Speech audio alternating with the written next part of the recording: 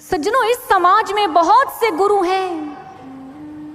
हम कई के पास गए हैं और कईयों के पास हम जाएंगे, लेकिन हमारी यात्रा विराम कहाँ पाएगी? हम ये पूछना चाहते हैं अपने आराध्य देव भगवान शिव से। चलिए भगवान शिव से आग्रह करते हैं, प्रभु हमारा मार्गदर्शन कीजिए कि जब हम गुरु की खोज में निकलेंगे, हमारे मार्ग में कौन आएगा और हमें कहाँ तक पहुँचना है। प्रभु हमारा पथ प्रशस्त कीजिए।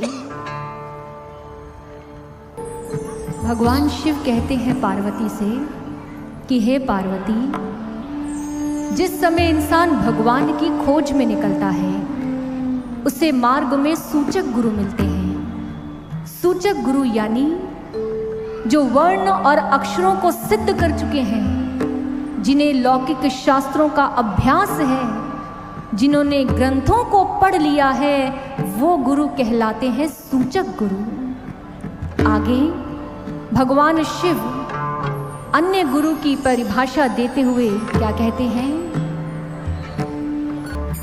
भगवान शिव कहते हैं पार्वती, हो सकता है मानव की भेंट वाचक गुरु से हो जाए, जो वचन देते हैं, जो मुख से कथा कहानियां कहते हैं, जो मुख से सत्संग सुनाते हैं। क्या इन गुरु के पास जाने से पूर्ण कल्याण हो जाएगा? क्या केवल कथा कहानियों को सुन लेने मात्र से, राम की कहानी, कृष्ण की कहानी सुन लेने से क्या राम को जान जाओगे? नहीं। इसलिए भगवान शिव आगे ले जा रहे हैं मां पार्वती को। हे पार्वती, हो सकता है इस यात्रा में तुम्हारी भेंट पंचाक्षरी मंत्रों का उच्चारण करने वाले किसी बोधक गुरु से हो जाए, जो मंत्रों का उच्चारण करना तुम्हें सिखा दे।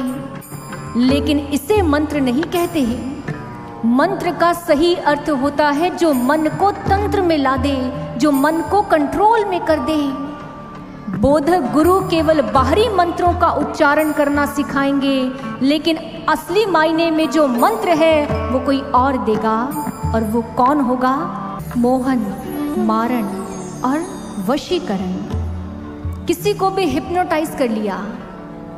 ऐसे गुरु भी मार्ग में मिलेंगे जो केवल इंसान को हिप्नोटाइज करेंगे और हिप्नोटाइज करके वो उसे अपनी इच्छा अनुसार चलाएंगे। हे पार्वती, ऐसे गुरु निषिद्ध गुरु कहलाते हैं। ऐसे गुरु के पास भी नहीं रुकना, आगे बढ़ना है। ये संसार दुखों का घर है। ये संसार अनित्य है। इस संसार में हम हमेशा नहीं रहने वाले। जो हमें वैराग्य का पाठ सिखाए। संसार नश्वर है, जीवन नश्वर है, एक दिन सब कुछ खत्म हो जाएगा। जो ऐसी ऐसी शिक्षाएं दे, ऐसे गुरु विहित गुरु हैं, लेकिन ये केवल शब्दों में समझाएंगे। इस संसार में कमल की भांति रहने की युक्ति ये गुरु नहीं दे पाएंगे पार्वती। उसके लिए आगे बढ़ना होगा। और आगे कहाँ जाना होगा?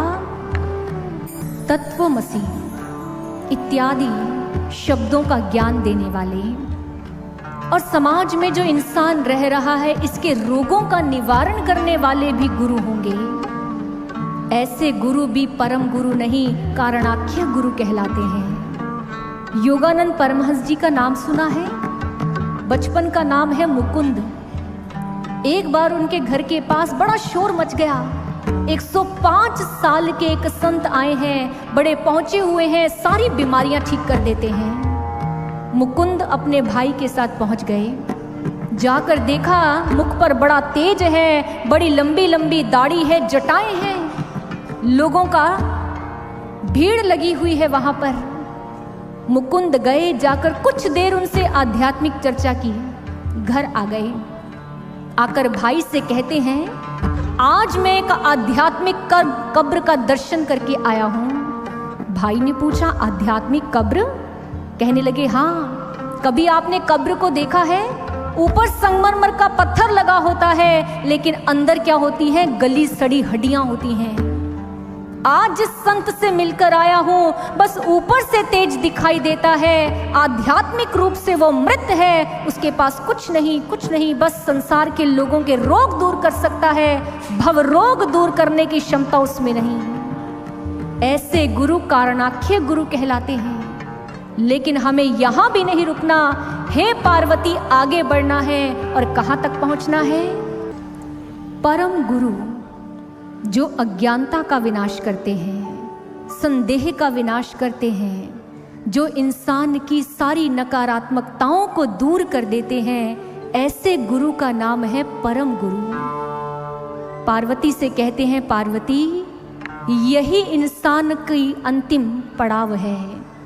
ये गुरु परम गुरु ये सभी गुरुओं के राजा हैं, राजा। और जब तक इंसान इन तक नहीं पहुंचता तब तक वो जीवन के लक्ष्य को भी नहीं पा सकता। परम गुरु ही अज्ञानता के अंधकार को दूर कर ब्रह्म ज्ञान का प्रकाश कर सकते हैं, भगवान की ज्योति स्वरूप का दर्शन करवा सकते हैं। और ऐसे गुरु के चरणों में बैठकर ही एक मानव का, एक शिष्य का कल्याण संभव होता है।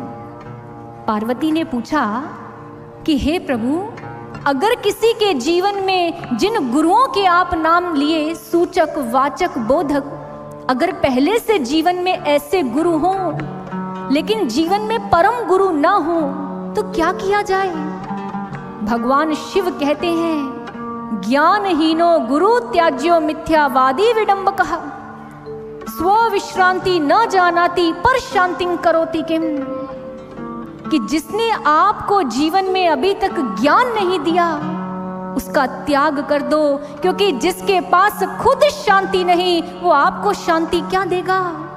जिसके पास भगवान नहीं वो आपको भगवान का दर्शन क्या करवाएगा?